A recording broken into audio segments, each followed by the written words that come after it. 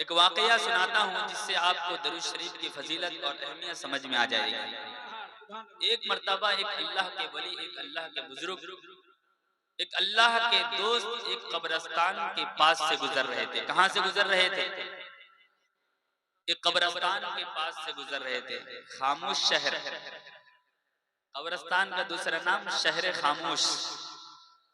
एक खामोश शहर से कब्रस्तान से गुजर रहे थे और उनको पता लगा कि इस कब्रस्तान में मुर्दों को अजाब हो रहा है। क्या हो रहा है? आजकल लोग तो कब्रस्तान के पास से गुजरते गुजरते पता क्या लगाएंगे, जो है कब्र को याद क्या करेंगे, कब्रस्तान में बैठकर ताश और लूडो पाली खेलना शुरू कर देते हैं। ये हमारे जो है मुआशरे का ये हाल है। तो वो अल्लाह के वली कब्रस्तान के पास से गुजर रहे हैं। कहाँ से? कब्रस्तान के पास से गुजर रहे हैं। उनको पता लगा कि कब्रस्तान में लोगों को अजाब हो रहा है। फौरन कुछ अपने लबों को हिलाए, कुछ बड़े अल्लाह के बारगाह में अपने हाथ को उठाए, दुआ किए, आगे को निकल गए। उस कब्रस्तान में एक लड़की जिसका कुछ ही दिन पहले इंतकाल हुआ था, रात में अपने माँ के ख्वाब में आई। किसके ख्वाब में? अपने माँ के ख्वाब में आई। इस वाकया को गौर से सुनिएगा, इंशाअल्लाह ये वाकया आपके दिलों में दरूद शरीफ की मोहब्बत और उसकी अहमियत को बिठाने के लिए काफी हो जाएगा। अपने माँ के ख्वाब में आती है और कहती है, अम्मी जान, मैं जन्नत में टहल रही हूँ, मुझे अल्लाह ने जन्नत का परवाना दिला दिया है, सुना दिया है। उसकी माँ उसको उसके पैर से लेकर पैर तक बार बार देख रही है। बेटी पूछती है, अम्मी जान, क्या तुम मुझे पहचान नहीं पाए? क्या तुम मुझे पहचान नहीं पाए? अम्मी जान कहती है कि मैं तो पहचान ली हूँ, लेकिन कल मैंने तुझे देखा था कि तू जहन्नम के आग में झुलस रही थी। फरिश्ते तुझे जंजीरों में जकड़ जकड़ कर जहन्नम में फेंक रहे थे। आज तू जन्नत के बालाखाना में कैसे टहल रही है? माजरा क्या है? इसके पीछे क्या माजरा है? किसने कुरान खानी किया? किसने इसाले सवाब किया? वो लड़की कहती है, अम्मी जान, आपका कहना सही है, आपका बयान करना सही है। कल मैं जहन्नम के आग में झुलस रही थी, फरिश्ते मुझे जहन्नम के आग में पकड़ पकड़ कर डाल रहे थे। अम्मी जान कहती है, ऐ मेरी बेटी, बता आज तू जन्नत कैसे पहुंच गई? जन्नत में कैसे तेरा दाखिला हो गया? अम्मी जान के कहने पर वो बेटी अपनी अम्मी जान को सुनाती है, ऐ मेरी माँ, एक अल्लाह के वली, एक अल्लाह के बुजुर्ग कब्रिस्तान के पास से गुजर रहे थे। उनको पता लगा कि हमें अजाब हो रहा है। वो अल्लाह के बुजुर्ग, अल्लाह के वली, जिनकी जबान हमेशा अल्लाह के जिक्र में तरोताजा रहती है, जिनकी जबान पर अल्लाह की यादें होती हैं, कुरान शरीफ होती हैं, दरूद शरीफ की कसरत हुआ करती है, वो अल्लाह के बुजुर्ग को जब पता लगा कि हमें अजाब हो रहा है, वो अल्लाह के वली 20 मरतबा दरूद शरीफ पढ़ते हैं और 20 मरतबा दरूद शरीफ पढ़ने का सवाब हम मुर्दों के नाम पर अल्लाह के बारगाह में पेश कर देते हैं। ऐ मेरी माँ, वो अल्लाह के वली 20 मरतबा दरूद शरीफ पढ़े और हमारे लिए साले सवाब कर दिए। ऐ मेरी अम्मी जान, वो 20 मरतबा दरूद शरीफ पढ़ना अल्लाह को इतना पसंद आया, इतना पसंद आया, इतना पसंद आया।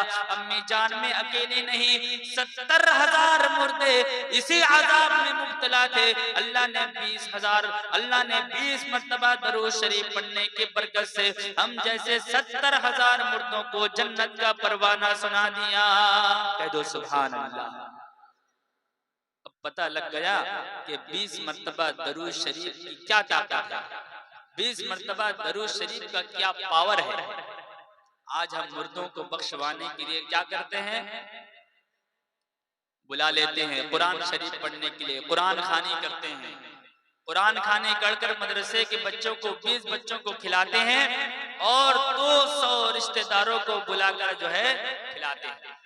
ये हमारा इसाले सवाब का तरीका है।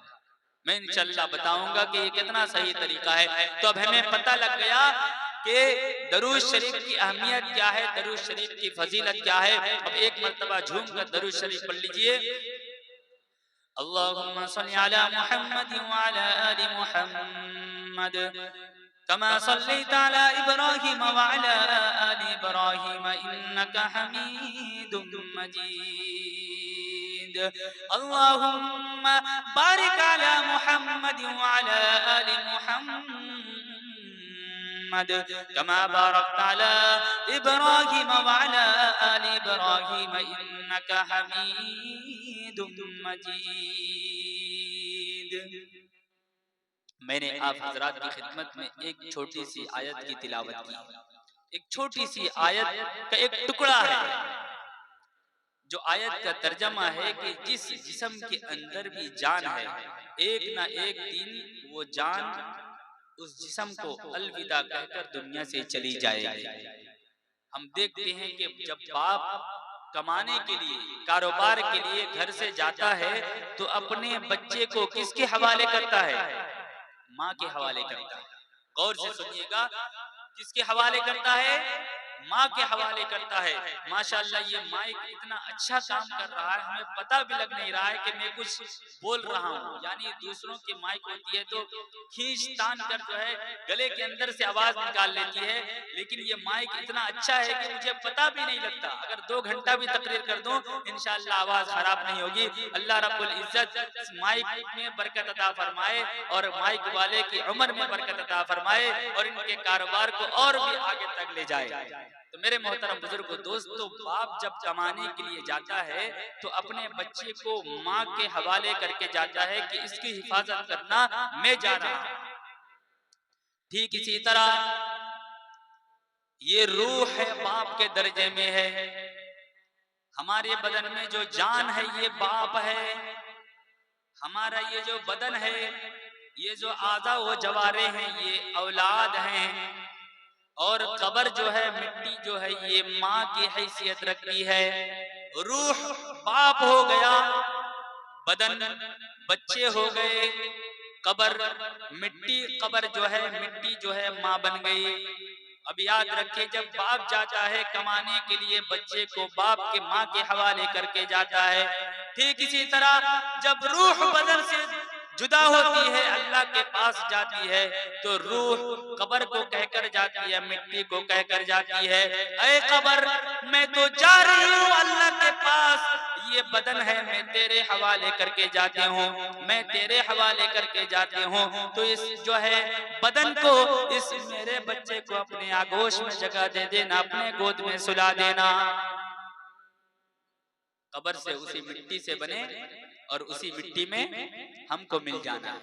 उसी मिट्टी से बने हैं, उसी मिट्टी में हमें मिल जाना है। ये वो मिसाल है जो है एक अल्लाह सा मिसाल। लेकिन अगर दूसरी तरफ जाएंगे तो वही कब्र जो है जहन्नम का गड़ा भी बन सकता है। मैं उस तरफ अभी नहीं जाता हूँ। तो मेरे मोहतरम बुजुर्गों, दोस्तों, जो भी दुनिया में आया है एक ना एक दिन जाना पड़ेगा।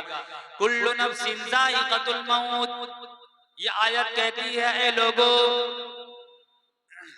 आज तुम घर बनाते हो, घर में जब अंधेरी फैल जाती है, डर लगने लगता है, डर लगने लगता है। उस डर को खत्म करने के लिए, अंधेरी खत्म करने के लिए रोशनी का इंतजाम करते हो। डर नहीं खत्म होता, हेलोजेंस का इंतजाम कर देते हो, बड़ा लाइट, ताकि डर ही न लगे चारों तरफ। कब्र कहती है, ए लोगों, आवाज वो आयत कहती है, तुम्हें अंधेरी कब्र की तरफ जाना है। तुमने दुनिया के घर में तो लाइट सजा लिया, क्या तुमने कब्र के लिए किसी लाइट के इंतजाम किया है या नहीं किया? अगर नहीं किया तो इंतजाम करना शुरू कर दो। ऐ लोगों, तुम मजे मजे का खाना खाते हो, तरह तरह की चीजें खाते हो, बेहतरीन से बेहतरीन बिरयानी बनाकर खाते हो, मजे का खाना, मजे का खाना। कब्र आवाज देती है, ऐ लोगों, ऐ नौजवानों, ऐ मेरे ऊपर चलने वाले, याद रखो, जिस तरह तुम बिरयानी को शौक से खा जाते हो, हमारे अंदर कीड़े मकोड़े हैं, तुम्हारे बदन को बिरयानी से भी ज्यादा शौक से नोच नोच कर खा जाएंगे। कौन आवाज देती है? कब्र ये आवाज देती है। आयत जो है कुल्लु नफ्सिन जायकातुल मौत, ये हमें कह रही है। तुम जो है 4 व्हीलर पर, बड़े से बड़े गाड़ियों पर घूमते हो, 1 लाख नहीं, 2 लाख नहीं, 10 लाख के गाड़ियों पर घूमते हो। याद रखो जब तुम्हारी रूह बर्बाद हो जाएगी, जब तुम इस दुनिया से चले जाओगे, तुम्हें जो है ताबूत में रखकर, एक खटके ताबूत में रखकर कब्र में जो है फेंक दिया जाएगा। चाहे कितने भी बड़े गाड़ी में घूम लो, तुम्हें ताबूत में रखकर फेंका जाएगा। ऐ लोगों, बाजारों में जो सबसे ज्यादा कीमती कपड़े हैं, मार्केट में जो सबसे ज्यादा कीमती कपड़े हैं, तुम इन कीमती कपड़ों को सबसे पहले पहनने के शौकीन होते हो। याद रखो, कितना भी पहन लो, कितना भी अपने बदन को ज़ेबो ज़ीनत से सजा लो, जब तुम्हारी मौत आ जाएगी, उस वक्त जो है सारे कपड़ों को फाड़ कर निकाल दिया जाएगा, सादा कफन में लपेट कर तुम्हें जो है कब्र में फेंक दिया जाएगा। ये हमारी दुनिया की हकीकत है मेरे भाई।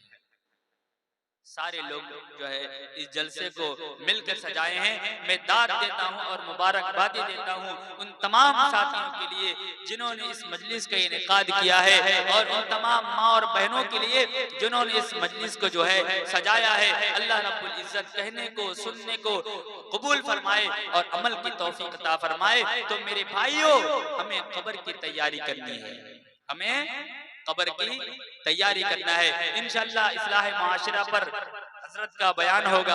मैं जब इस मौजू पर शुरू किया हूं तो इसी मौजू पर खत्म करूंगा। तो हमें कब्र की तैयारी करनी है। आज जो है इंसान जब दुनिया से चला जाता है, इंसान जब दुनिया से चला जाता है तो किस चीज का मोहताज होता है? खाने का, पहनने का, गाड़ियों में घूमने का नहीं, तारीफ का नहीं। अगर वो मोहताज होता है, एक एक नेकी का मोहताज होता है, इसका मोहताज होता है। मैं अकेला और अंधेरी है कब्र मेरा मकान, सुन न पाएगा कोई भी दुख भरा मेरा बयान, सुन न पा